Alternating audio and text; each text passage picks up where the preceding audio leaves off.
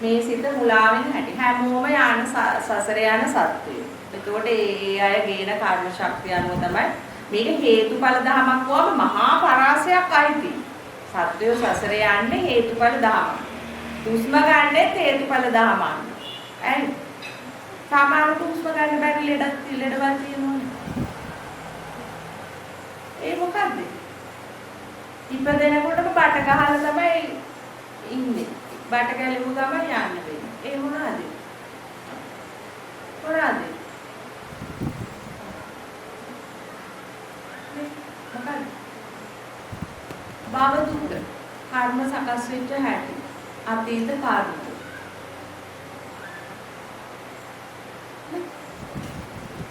එතකොට අපිට ගොඩාක් අපේ ප්‍රඥාස විවර කරගන්න ඕන. අපේ හිත ගොඩාක් නිදහස් කරගන්න ඕන. පුරුල් කරගන්න ඕන. දෘෂ්ටි වල මතිමතාන්තර වල එල්ලිලා ඉන්න තරමට මේ හිත මේ පාටු වෙනවා. එතකොට ඒ සිතුවිලි තුල කිඳා වහිනවා. එතකොට එයාට අර යථාර්ථය දැකීමේ හැකියාව නැති වෙලා යනවා. ඒක කරන්නේ සිතම තමයි. ඒ නිසා හැම වෙලාවෙම මේ සිතට ගොඩ නැගෙන හැම සිතුවිලි ස්වභාවයක්ම තේරුම් ගන්න උත්සාහ කරන්න. මේක දෘෂ්ටියක් බව, මේක සිතේ ගොඩ නැගුණු දෙයක් බව, මේක මිත්‍යා දෘෂ්ටි, මේවා තුල එල්ලිලා ඉඳීමේ කිසිම වැඩක් නැති බව ඒවා නුවණින් වෙනසන්න ඕන. මේක කවුරුත් නැත්තම්, ඉපදෙන කෙනෙකුත් නැත්තම්, මැරෙන කෙනෙකුත් නැත්තම්, ජීවත් වෙන කෙනෙකුත් නැත්තම් මේක හේතුඵල ධමයක් නම් ඒ දේවල් තුලින් නම් ලෝභ දේශ මොහ තුලින් නම් මේ මමත්වයක් භයානක විදිහට ගොඩ නැගිලා මේ සසරට යන්න සත්තු පුද්ගල ස්වභාවයක් ඇතුලේ ඇති වෙන්නේ. ඒම නිසා නම් ඒකෙන් අපි ගොඩ යන්න මේ කියන විදිහට සිත දැකීම තුලින් ඒක වෙනවනම් මේ දේ කරන්න ඕන කියන අවබෝධයට එන්න ඕන. ඒක උගලන්ට ගෙදර ඕන තරම් තියෙනවා හේතු. මේ පහ හරහා එන්න ඕන තරම් ගෙදර හේතු තියෙනවා. ගෙදර විතරනේ කොහේ ගියත් තියෙනවා. ඒවට අවශ්‍ය කරන ඒවා හිත ගොඩ නැගෙන බව දකින්න පුළුවන් හේතු තියෙනවා. හැම වෙලාවෙම හිත සකස් වෙනවා.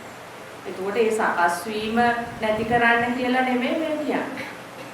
ඒ සකස් වීම දැකීම තුල ඒ සකස් වීම අපිට අවශ්‍ය ඒවත් තියෙනවා නැති ඒවත් තියෙනවා. දැන් ඕනම එකම ඒව ද්වි ස්වභාවයක් තියෙනවා නේද? ෆෝන් එකක් ගත්තොත් අපිට අවශ්‍ය දේවලුත් තියෙනවා අනවශ්‍ය දේවලුත් තියෙනවා නේද? ඒතර සිත කියන ස්වභාවයත් එහෙම අපිට අවශ්‍ය කොටසකුත් තියෙනවා. අපිට මේක කරගෙන යන්න නිවන් දකින්න නේද? ප්‍රඥාව පහළ කරගන්න මේ දේවල් අපිට අවශ්‍යයි. ඒකට අසහරහා රූපේ ඇවිල්ලා සිත ගොඩ නැගෙන එක අපිට අවශ්‍යයි. ඇයි අපිට නැත්නම් හඳුනා ගන්න වෙන්නේ නැහැනේ මිනිස්සුયો නේද? අපිට ගනුදෙනු කරන්න වෙන්නේ නැහැනේ අපිට. ඒතකොට කන හරහා ශබ්ද ආවේ නැත්නම් මොකද වෙන්නේ? ශබ්ද නවත්තන්න පුළුවන්ද? නැවැත්තුවොත් මොකද වෙන්නේ? කන මොනක් ඉතින් ඇඟිලි ගහගෙන ඉන්න පුළුවන්. ඉතින් හැම වෙලාවෙම ඉන්න පුළුවන්. ඒතර අහන්න ඕනේ ඒවට විතරක් ඇඟිලි. මේ දේ වෙලාවට ත්‍රාවුන දැන් වරෙන් උන්න පොඩි අවස්ථාවක් දුන්නා කියලා එහෙම පුළුවන්ද? බෑනේ.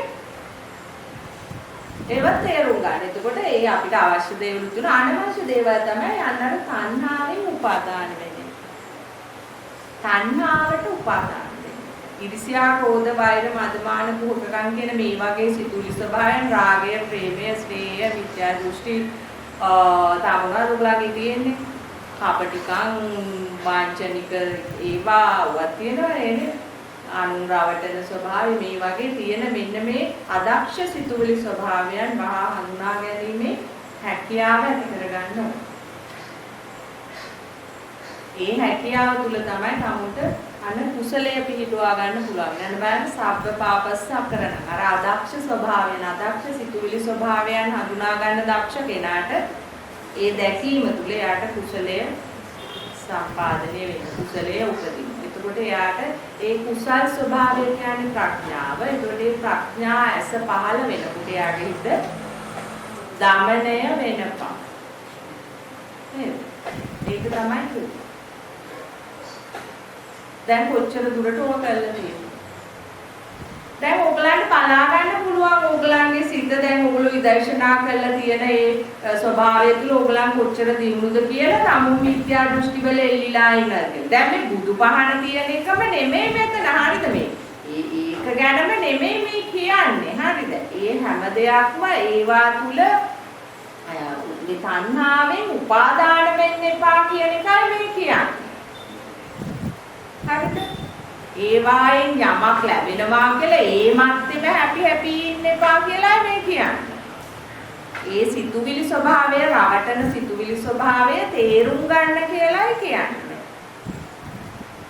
එහෙනම් යමක් කන හරහා ආව පමණින්ම ඒක බදා ගන්න තණ්හාවෙන් උපාදාන වෙන්න එපා කියලායි මේ කියන්නේ. නුවණින් විමසන්න කියලායි කියන්නේ. උගල නුවණින් විමසන්නේ නැහැ නේ? ඒක මේ කියන්නේ. හරි? නැත්නම් මේ ඉතින් මොකෙක් කරන්නේ නැහනේ. අපි බල ඉන්නේ බෑනේ. එහෙම විකාරයක් ගැන නෙමෙයි. මොකද ප්‍රඥාව වැඩෙන්න ඕන තමයි. යථාභූත ඥානය වැඩෙන්න ඕන. යමක් ශ්‍රවණය වූ සැනින් ඒකේ අන්ත දෙකට යන බව දැකලා ඒක තුලින් අයින් වීම තමයි මේ කියන්නේ. එහෙම තේරෙනවද? අනහරහා එන දේ පොතක් කියවනකොට ඒක තුල දැන් ඒක ඇස හරහානේ එන්නේ. එතකොට ඒක තුලින් තමන්ගේ ඇතුළාන්තයේ ගොඩ නැගිනෝ මිත්‍යාවක්. මං ආවර්තද කියුවා ඒකෙ මෙහෙමයි තියෙන්නේ මේ විදිහට තමයි නිවන් දකින්න වෙන්නේ මෙයා තමයි කියන හරිම දේ. දැන් හරිද ඒක? නෑ ඇයි හරි නැත්තේ? තමන් තුල ඒ දේ සිද්ධ වෙනවද කියලා නුවණින් විමසලා බලන්න ඕනේ. එතකොට වගකීම තියෙන්නේ කා තුලද? තමන් තුල. ඒකයි බුදුහාමුදුරුවෝ මාගේ දහම ප්‍රඥාවන්තයටයි කියලා. මෝඩයින්ට නෙමෙයි කිව්වේ අන්න ඒකයි. ඒ අසන දේ, පේන දේ, දැනෙන රසය, දැනෙන ස්පර්ශය, දැනෙන ගඳ සුවඳ මේවා පිළිබඳව නුවණින් විමසන්න කියලායි. කොහොමද නුවණින් විමසන්නේ?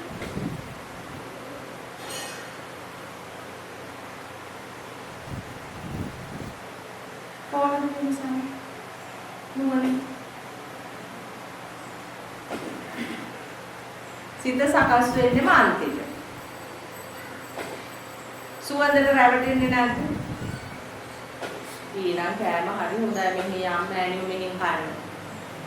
හරි සුවඳයි ඒ කෑමත් හරි හොඳයි යම්. දැන් රැවටුණාද නැද්ද? කුසිය දැක්කද යා?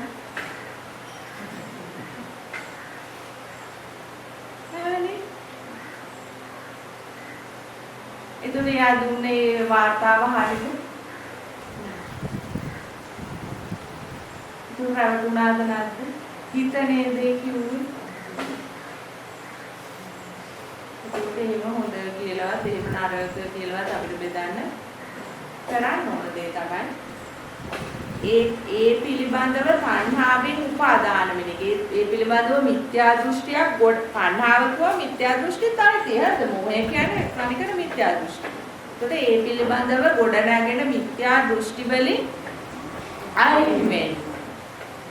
එහෙම අයින් වෙනවා කියලා කියන්නේ ඒ හිත ඒ විදිහට ගොඩනැගෙනවා. ඒ මාට ඒකට අවනත වෙන්නේ ඒකයි නිදහස් චින්තනය කියලා කියන්නේ. හරි පුතා කිව්වත් දුව කිව්වත් නෝනා කිව්වත් මහත්තයා කිව්වත් එයා බල කරනවා නම් යම් දෙයකට එතන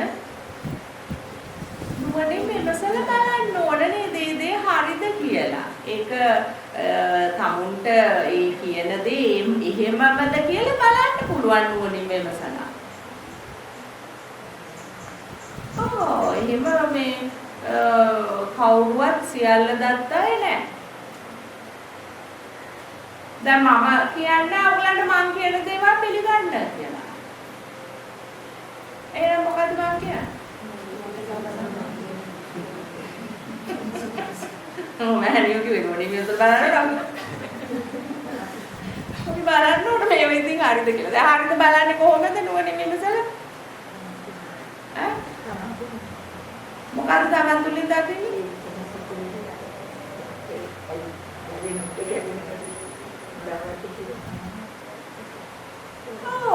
තමුන්ගේ සිත මේ විදියට මෙහිමද ක්‍රියාත්මක වෙන්නේ මෙහිම මේක දැක්කම නැති වෙනවද එතකොට ඥානය පහළ වෙනවද ඇත්තටම අපි නිවෙනවද ඒවා බලන්න ඕන බලන්න නම් මොකද කරන්න ඕනේ කරන්නේ බෑ මේ වැඩේනේ එතකොට තමයි ප්‍රතිඵල ලැබෙන්නේ මං කියනවා විද්‍යා දෘෂ්ටි වල එළිලා ඉන්න එපා මිනිස්සුયો කියලා දැන් මට බඩ ගිහලා හරියනවද එහෙනම් මොකද කරන්න ඕන? මොකද කරන්න ඕන? මොකද කරන්න ඕන? මොකද කරන්න ඕන? ඕගොල්ලෝ එල්ලිලා ඉන්නේ යන්නේ.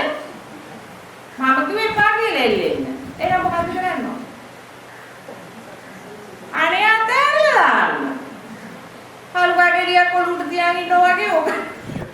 දඩස් ගාලා බිමට දාන්න. අත්තික තමයි හරිසැලුයි. මම ආවේ මෑණියුගෙන් අර වහනවා මේ වහනවා කියලා. දැන් ඉතින් මෑණියු කියන විදිහට ඒ ඔක්කොම ඉතින් මිත්‍යා දෘෂ්ටිනේ. ඊටකට ඇරියා. උත්තරේ ලැබුණා. සාල්ු වේද නැද්ද ගෙදර යන්නේ? සාල්ුයි. එහෙම ධර්මයක් ගැන මේ කතා කරන්නේ. රකින්න දහමක් ගැන නෙමෙයි. හරේ තියන් යන්නේ හේකුත් නෙමෙයි. කියව ඉන්නේ හේකුත් නෙමෙයි.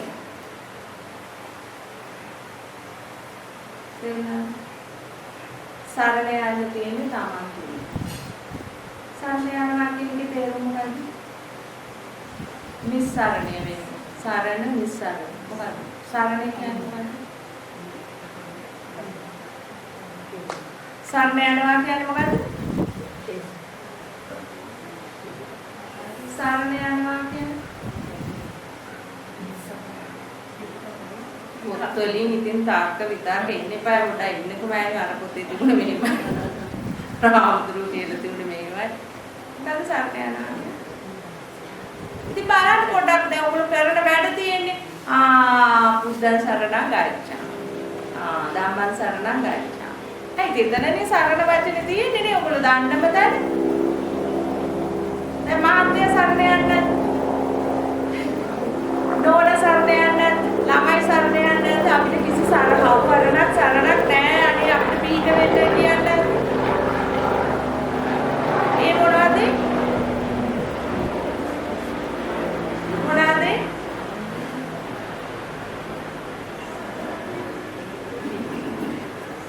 ඒවා ඇත්තටම මමත්වයෙන් කරන දේවල් ඒ කියන්නේ අපිට පිහිට වෙන්න ඕන උඹලා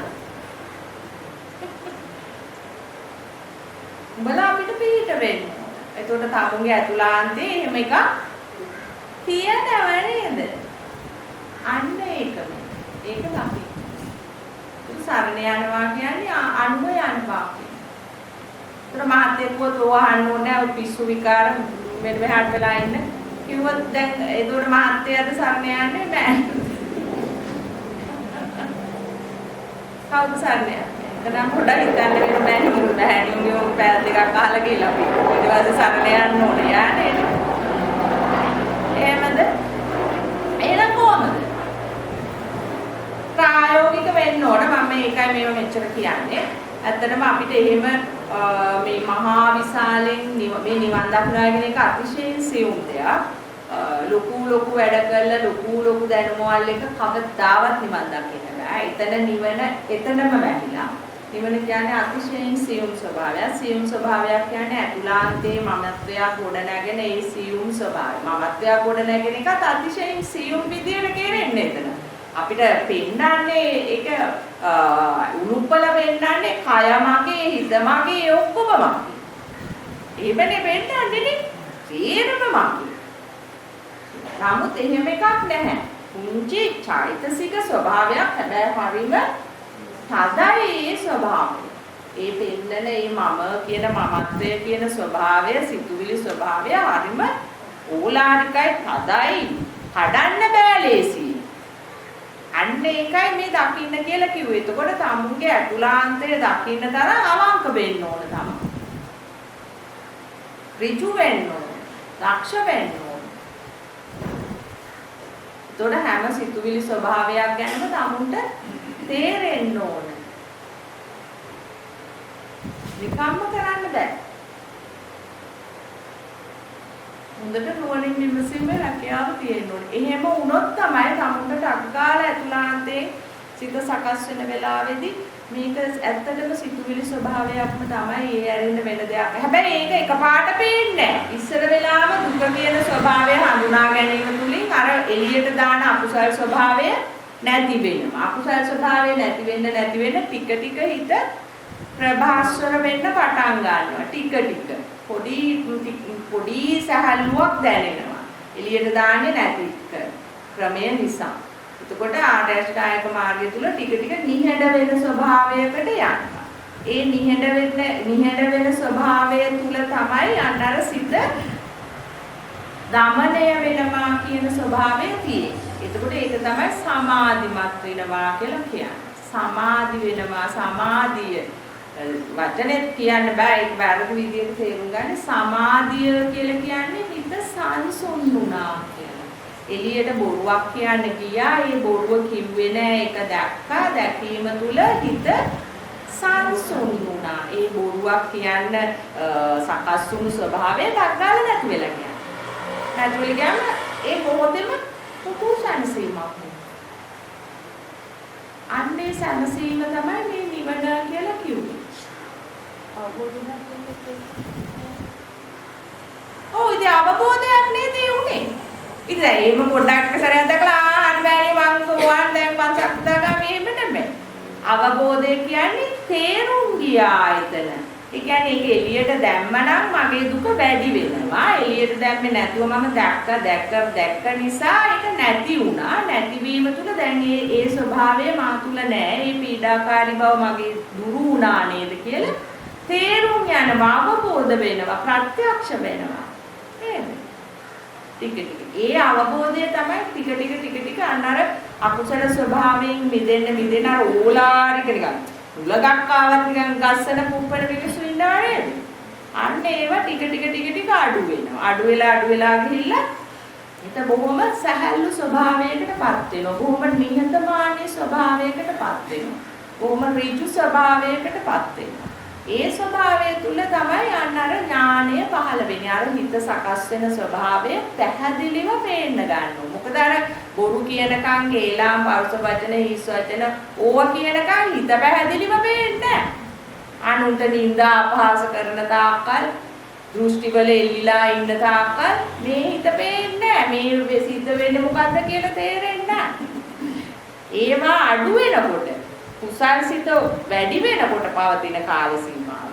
අකුසල් සිත් වලින් මිදෙන ස්වභාවය වැඩි වෙන්න තමයි තමුන්ගේ හිත ප්‍රභාස්වර වෙන්නේ.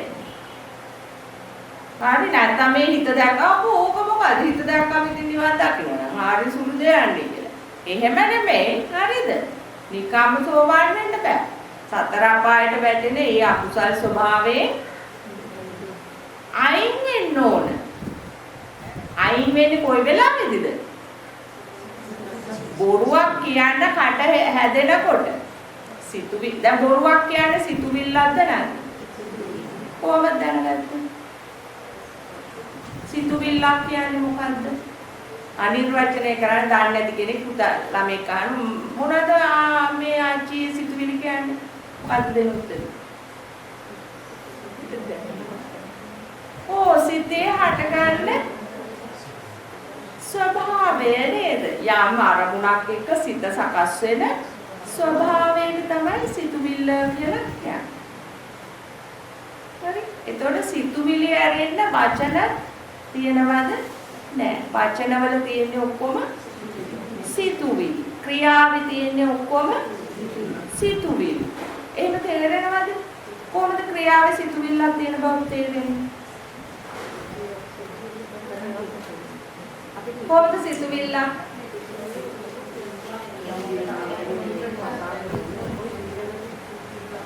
ඔච්චර ඉඳන්න ඕන නෑ. අත ඉස්සුනේ කොහොමද?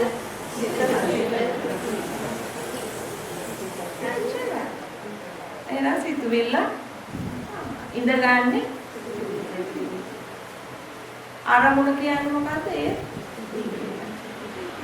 කොහොමද සිතුවිල්ලක් වෙන්නේ අරමුණ?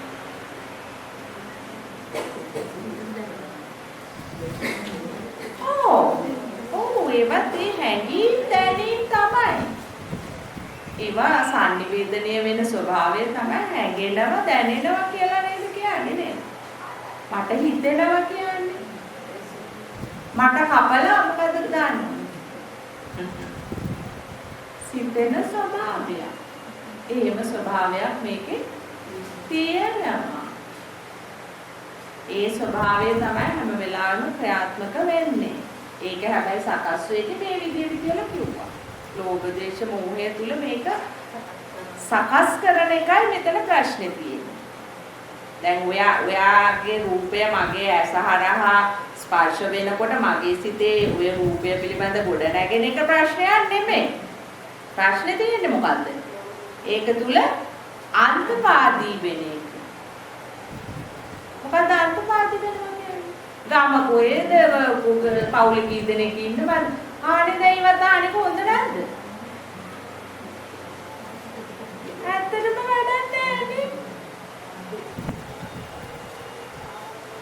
දැන් ඒව ඇහුවයි කියලා වරදක් තියෙනවද එතන?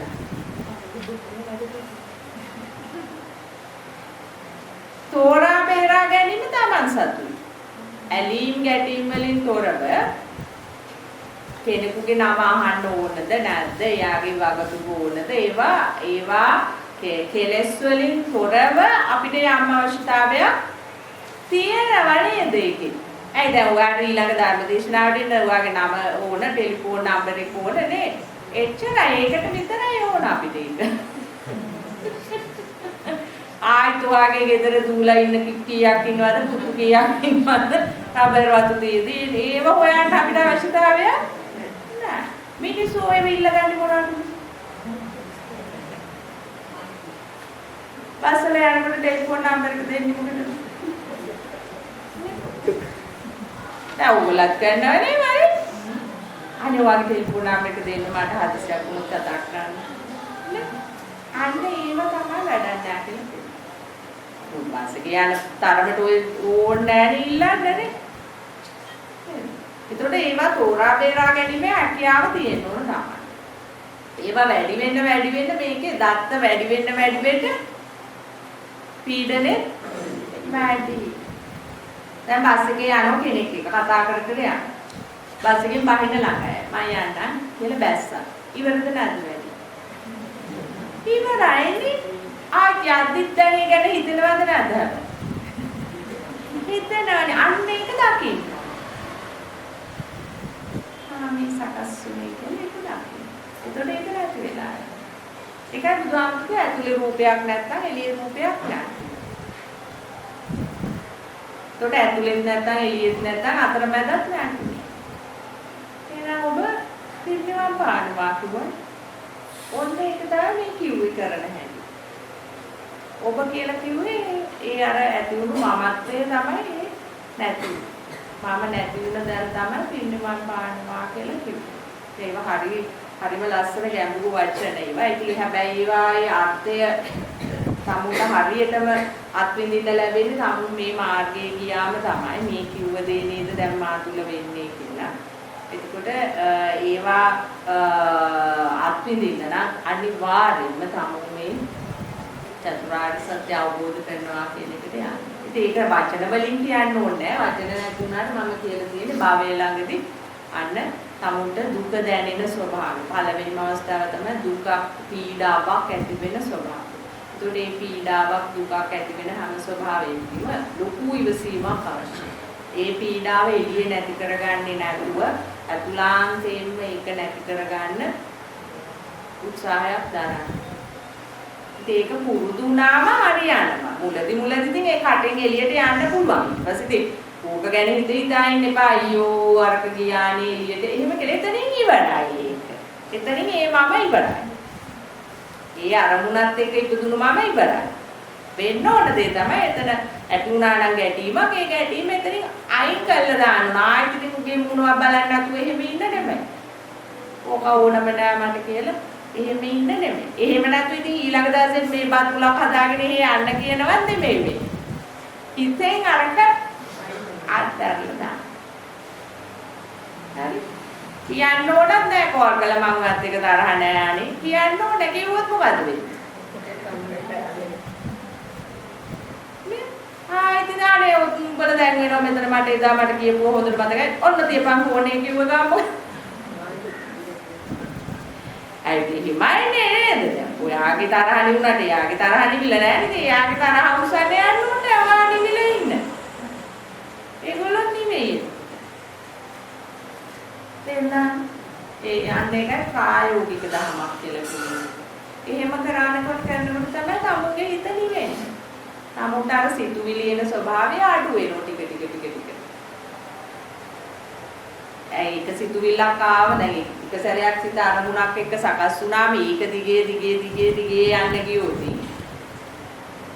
එතන ඉතින් අකුසලයේමනේ ඉන්නේ පීඩාවෙමනේ ඉන්නේ. ඒක වුණාම හරියටයි ඉවරයි. කියලා තමයි. ඊට පස්සේ නැවත හැබැයි සකස් වෙනවා. ඒ සකස් වෙන හැම වෙලාවකදීම දකින්න. තේරුම් ගන්න ඕන. මේ නැවත සකස් වෙනවනේ කියලා තේරුම් ගන්න. අන්න දැන් මම කිව්වා නැවත සකස් වෙනව එනවා කියලා. අන්න ඒක දැන් ඔයගලන්ට ප්‍රත්‍යක්ෂ කරගන්න පුළුවන් අර එනකොට. මේ කිව්වේ මෑණියෝ එනවා කියලා. මේක තමයි. අන්න ප්‍රත්‍යක්ෂ කරන්න හැටි. තරහක් ආව මෑණියෝ දකින්න කියලා. දැන් හරියට තරහක් ආව මම දැක්කේ නෑ. මෑණියෝ තරහක් ආව දැක්කේ නැතුණොත් තුන්දර ඇරෙනවා කියලා. අන්න හරි තුන්දර ඇරුණා මගේ. අන්න දැන් මගේ මම ඒ වෙලාවේ සසරේ හිටියේ. මම ඒ වෙලාවේ නිරේ හිටියේ ඇත්තටම. මට ඒක තේරුන්නේ නැහැ. ඒක තමයි මේ මෑණියෝ දකින්න කියලා කිව්වේ මේ. අන්න ප්‍රත්‍යක්ෂ කරගන්න හැටි. තේරුණාද? එහෙම කරනකොට තේරුණාද තමුන්ට? දැන් ඔය විදර්ශනාව කරන අයට තේරෙනවා ඇති ලොකු සහැල්ලුවක් තමුන්ට දැනෙනවා. දැනෙන්නේ නැත්තම් ඒවටත් හේතු තියෙනවා. ඔය අර දෘෂ්ටියට එල්ලිලා ඇති. සහැල්ලු නෑ. හිත දැකලා නෑ හරියට. දැක්කම එහෙම ඉන්න බෑ. අඩුපාඩුවක් තියෙනවා. ඒ කියන්නේ මොනවා හෝ සිතුවිලි වල එල්ලිලා ඉන්නවා. දෘෂ්ටිගත වෙලා ඉන්නවා. මට මේක වෙන්නේ නැහැනේ කියලා කිව්වත් ඒකත් ඇති සිතුවිල්ල. තේරුණා? වෙන්නේ නැහැනේ කියලා නෙමෙයි බලන්න ඕන මොනවද මගේ කෙලස් කියලා බලන්න. මේ පොත්පත් අතාරින්න කියලා කියන්නේ මේ ඒව ලියන අයත් එක්ක තියෙන තරහකට නෙමෙයි. අනේ කමන්නේ ඕන තරම් ලිව්වට අපි. ප්‍රශ්නේ මොකද්ද? ඕගලන්ට මේකෙන් ගැලවිලා යන්න ඕන නම් ඒවා බලන මමින් නොවි ඉන්න ඕන. එච්චරයි. අතෝ වෙන මොකටවත් නෙමෙයි. අපේ ගැලවීම හදාගන්න මේ කියන්නේ. එතකොට තමුන් ටික අර අකුසලයෙන් මිදෙනකොට අදක්ෂ වැඩවලින් මිදෙනකොට තමුන්ට තේරෙනවා තමුන්ගේ හිත බොහොම සැහැල්ලු වෙනවා කියලා. අකුසල් වෙනවා අඩුයි කියලා තේරෙනවා. කාය වචනය දැන් ටිකක් සංවරයි කියලා තේරෙනවා. අන්න සිල්වත් වෙනවා. කාය වචන සංවර වෙනකොට හිත සංවර වුණොත් තමයි කාය වචනය සංවර වෙන්නේ. එතකොට සිත කාය වචනය සංවර වෙනකොට තමයි හිත සමාධිමත් වෙන්නේ. හිත සමාධිමත් වෙනකොට තමයි හිතේ ප්‍රඥාව පහළ වෙන්නේ. යථාභූත ස්වභාවය තමුන්ට ටික තේරුම් යනවා. ඒකට නිහඬ වෙනවා. තව නිහඬ වෙන්න. තව යථාභූත ඥානෙ පහළ වෙනවා. උගලට අවබෝධ කරගන්න ගොඩාක් දේවල් තියෙනවා. නේද? බකම් බුදුස්ලා වගේ ඉන්න එපා. ඔගොල්ලෝ මේ දැන් මම දකින්න දේවල් ඔයගලන්ට දකින්න තාම උදේ දැන් බැහැ මේ ස්වභාවයට යන්න බෑනේ. ඒකයි මෙච්චර කියන්නේ. මිත්‍යා දෘෂ්ටි වලට වැටෙන්නේ නැතුව බොහොම පරිස්සමෙන් හිත කියන එකේ ස්වභාවය තේරුම් අරගෙන යාට වෙන්නේ නැතුව අර ප්‍රඥාව මතු කරගෙන ඒකට තමුන්ගේ යන්න වැඩෙන ඒ විශේෂ තියෙනවා මේ විශේෂ සුදුසුකම් ඉවසීම අමාංගකම ඍජුකම සිතුවිලි වල යට නොවන ස්වභාවය පාණ්ඩිතකම් කියවන්නේ නැති ස්වභාවය ඒව වර්ධනය වෙනවා. නිහඬ වෙනවා. අනුන් ගැන හොයන එක නැති වෙලා යනවා. බිම බැලිනවා ඉබේට. කන් දෙකත් හැරෙනවා බිම. නාසය දිව සම ඉන්ද්‍රිය මහම බෑ. ඒකට තමයි මේ බොරුවට පින්බලන යන එකට නෙමෙයි මේ කියන්නේ. බොරුවට පින්බලන යන එක මේ සංවර කමද? වටපිට බලය බල යන එක අසංවර කමද? නෑ. එහෙම මනින්න බෑ. දිගට අඳින එක සංවර කමද? පොටට අඳින එක අසංවර කමද? එහෙම කියන්න බෑ. ඒව හොයන්නත් එපා. ඒව හොයන්න කාලය නාස්ති කරන්න කියන්නේ මොකද? තමුන් අන්තිකට වැටෙනවා. තමුන් අන්තිකට වැටෙනවා. ඇතුලේ ලෝකයක් ගොඩ නැගුණු ගමම්ම හරි කොටට ඇඳ යන හැටි කිසි ලැජ්ජාවක් නැතුව කියලා කිව්ව ගමම්ම මොකද උනේ? සිතුවිලි නේද ඉස්සෙල්ලා පහළ වුණේ නේ? ඒක දැක්කම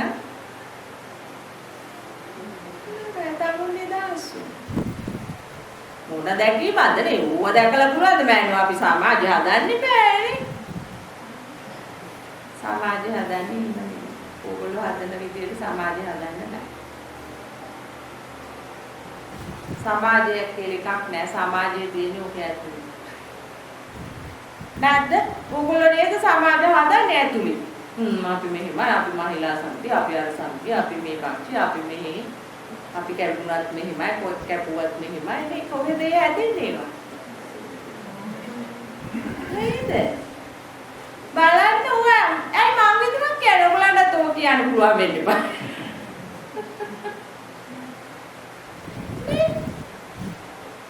හරි නිදහස්. අන්න ඥානේ.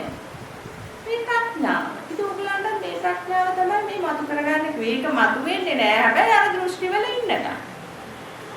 කෙලස් වල ඉන්නකම් මේ ඥානයන් පහළ වෙන්නේ නැහැ. ඒකයි කෙලස් වල ඉන්න අයට මේක වහවාගේ. මේ මොනවද මේ කියන්නේ? මොන විකාරද මේවා? මේවා වෙන දේවල්ද? වෙනවා. ඒක වෙන්න වැඩේ කරන්නේ නැහැ අතුලේ.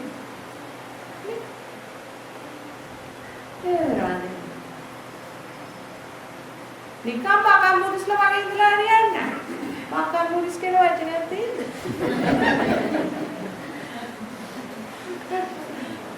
දන්නේ නැහැ කියනවා. අර්ථය දන්නේ නැහැ. මට වැඩකුත් නැහැ. එහෙම වෙන්න ඕනේ නැහැ. හරි. කෙනෙක් නොවි ඉන්න හැම වෙලාවෙම. ඒක සතුටේ ඉන්න පුළුවන්. ඇත්තටම කෙනෙක් නොවි ඉන්න උන් සතුටේ ඉන්න. කෙනෙක් වෙන්නේ හැම වෙලාවෙම සිත සකස්. දැක්කම කෙනෙක් වෙන්නේ නැහැ. මොකද අදහස? හොඳයිද? ඉතින් ඇහුණත් දන්නේ නැහැ ඉඳලාමලා. තේරුණාද? අදමයි ඇහුවේ නේ? එහෙමද? මොකද හිතෙන්නේ? මොකද හිතෙන්නේ?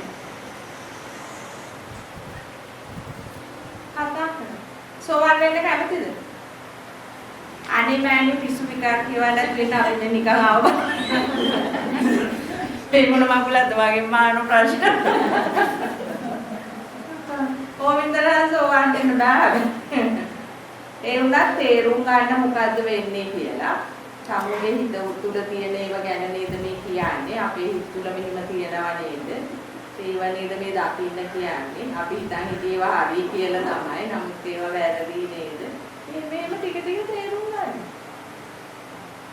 මොකද කාවවත් තේරුම් ගන්න හැටි නෙමෙයි මම මේ කියලා දෙන්නේ. තමුන්ගේ ඔනෝගේ ඇතුලේ ඉන්න ඔය තමුන්ලම නටවෙන ස්වභාවය ගැන මේ කතා කරන්නේ. නටවෙන සිතුවිලි ස්වභාවය. ඒතර ඔයගලන්ට දැන් එතනත් ලොකු එහෙම හරි අවබෝධයක් ආවනේ සිතුවිලි ඉදිරි කරන්න කියලා. නැත්නම් එක මිනිහෙක් මගෙන් අහපු ප්‍රශ්නය තමයි මෑණියෝ දැන් වචන කියන්නේ කටෙන් උපදින ඒවා. ඔන්න එයා දන්න තරම. ඒතර සිතුවිලි කොහෙන්ද උපදින්නේ මෑණියෝ? මොකක්ද? ඒගොල්ලෝ තේම තමයි ඉතින්. අප ඕගොල්ලෝ ඊටත් වැඩි අන්ත ප්‍රශ්න යහන්න නැතුව ඉන්නෝ ඒකයි ගල් බිල්ලෝ වගේ. අවුවත් දාන්නෝ ඉතින් මෑණියෝගේ හොඳ කණේ පාරක් තමයි හම්බ වෙන්නේ කියලා. ඉතින් ඒවා තියන් ඉන්න එපා අහන්න. අහුවම තමයි කැඩිලා යන්නේ. මොකද ඒවට හොඳ උත්තරයක් ලැබෙන්නේ නැහැ වගේ. නේ දැන් නිකන් ඉන්නකොට මට කියන්න බෑනේ ඒවා. මාවත් අවශ්‍ය නැත්තොත් විතරයි ඔයගලන්ට හොඳ ඒවා අහන්න ලැබෙන්නේ. ඒකට තමයි ඔයගලන්ට දෘෂ්ටි කැඩිලා යන්නේ. ඉතින් ආහන්න ගොම් ප්‍රශ්න උනාට කමන්න. ඒ ගොමත් කරන්නේ ඉතින් අනුන්ගේ හරක් බලන එකයි තාමනේ. නේ? ඔය ගොඩක් අලුත් මූණු ඉන්න ඒගොල්ලෝ අහන්න. ගොඩක් මේක එහෙම සාකච්ඡා කරලා යන එකක් බොහොම මේ ඉස්සරහට ඒ කියන්නේ මේ හැමතැනම ඕනම තැනක දිනන්නේ ඉස්සරහට එන එක කියලා නේද මේකෙදිත් කඩාගෙන ඉස්සරහට එන එක කියලා තමයි දින්නේ. එයා ඒ කඩන්නේ වෙන දෙයක් නෙවෙයි තමුගේ දෘෂ්ටි. තමු මෙච්චර කාල වටිනාකම් දීදී තරැක්ක දෘෂ්ටි තමයි ඒ කැඩිලා යන්නේ. ඒක නිසා ප්‍රශ්න නෑ මේ මෙතන සජීවී අහන්නේ කෙනෙක් අහනවා සිත දෙස බැලීම තුළින් බලන්න එක නිර්මාණය වෙනවා නේද කොහොමද අපි ඒක මුදෙන්නේ කියලා.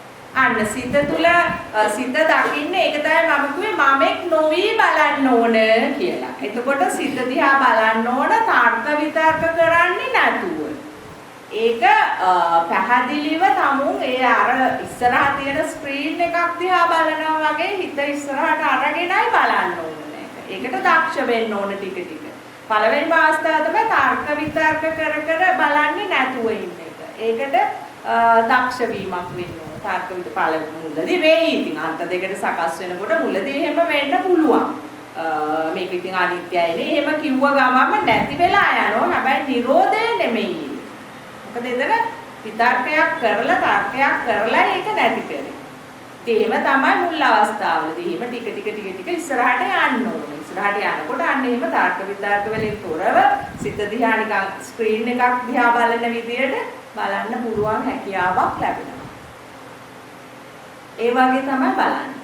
අන්නේ මොකද නැත්තම් අපිට මේක දැන් මේ සටහනත් ඔයගොල්ලෝ හොඳට හිතට ධාරණය කරගන්න. එතකොට ඔයගලන්ට හිත දිහා බලන්න පුළුවන් මේ අමගේ නොවි. දැන් මේක ක්‍රියාත්මක වෙන විදිය මේක දැනගත්තම හොඳට නේද? එතකොට මේක තුලින් ඔයාලා අතන ගිහිලා අරක ජජ් කරන්නේ. එතකොට කෙනෙක් නෙමෙයි.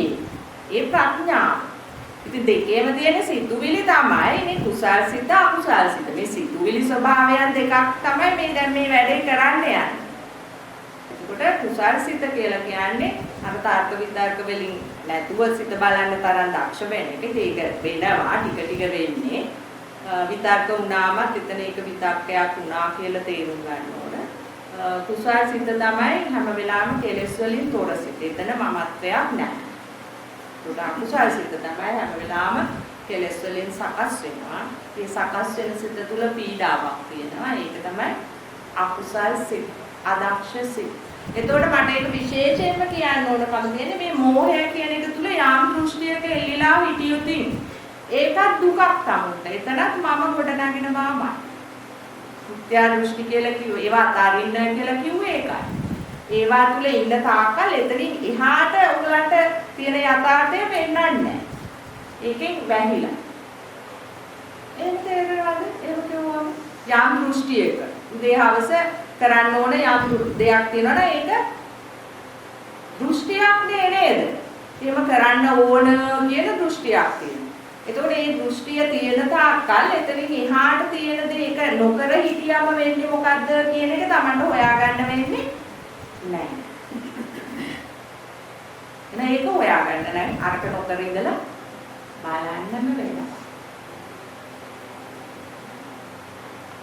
එතකොට සිතුවිලිත් එහෙමයි. යම් සිතුවිල්ලක එල්ලිලා හිටියම ඒ සිතුවිල්ල තුල මිත්‍යා දෘෂ්ටියක එල්ලිලා හිටියම ඒක කරන්න ඕන කියන එක ඒක තමයි අපිට පිළිදෙක තියෙන්නේ කියලා හිතන තාක්කල් එතනින්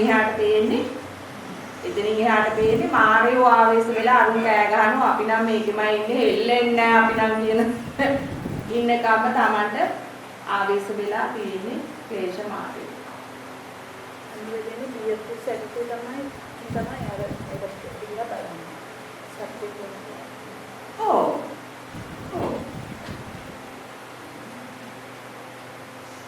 දැක්කද ඒක ප්‍රශ්නයක් මේ නෝන්දලට කිව්වේ. ප්‍රශ්න